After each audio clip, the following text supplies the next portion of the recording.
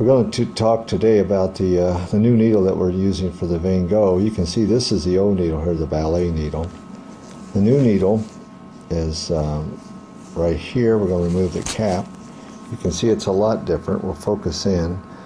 At the very tip of the needle is the only conducting portion of the needle. The rest of it's insulated. And what this does, it helps prevent skin problems from occurring, because you're actually putting the needle into the vein.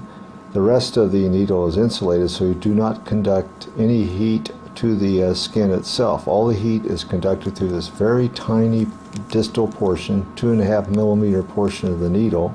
This is directly inserted into the vein. As the VeinGogh fires, you just inject this, you just insert this needle into the vein, and actually the needle is all subcutaneous for the most part, and so you don't really affecting the surrounding skin. So it's a very minimal amount of damage that's done to the surrounding area. You can see this is the needle. It's got a nice hub on it and a long connecting piece. And we're going to actually show you how to use it in just a minute. But first I want to show you how you hook it to the machine and the settings we use. These are the settings that we use. 5% power. We use 3 pulses. And we actually use the auto pulse. We'll turn that on a little bit when we actually do the procedure and show you. But these are the settings we use. 5% power. You rarely ever have to go above that with this needle.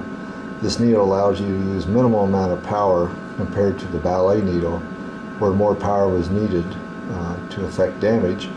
And with the old needle, you actually had a lot of skin stigmata with tracking that you do not have with the new needle. I'm going to do these veins on the lateral aspect of the leg here. You can see we're going to use the VeinGogh. I'm going to show you the technique here in just a second. We apply ice just for about 5 seconds, and then you'll see how I actually do the procedure. See, we're going to do this area right here. Apply ice for about 5 seconds. This just cools down the skin, makes it a little bit more comfortable. When you actually do this procedure, you place the needle perpendicularly. As it fires, you insert it.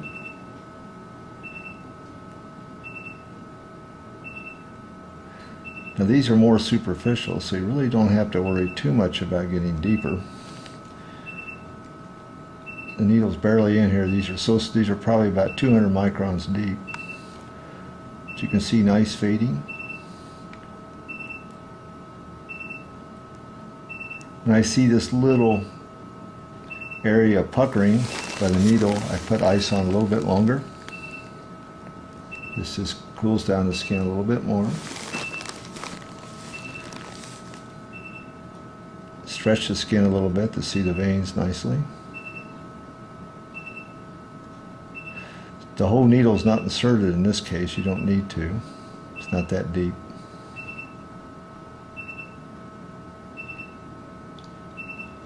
If you have a vein that doesn't clear, you can leave it in there to let it fire a little bit longer.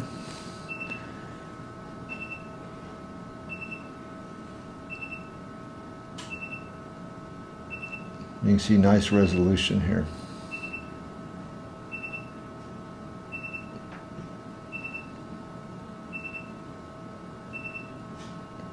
Okay. This is about 10 minutes post VeinGogh, and you can see that there's good resolution of the veins now. There's some redness which is present. All skin sequelae usually fade away in about 2 weeks. We see very little tracking with this device now that the new needle's being used. You can scan in here. You can see that there are really no visible varicosities or spider varicosities anymore. So this is an excellent result.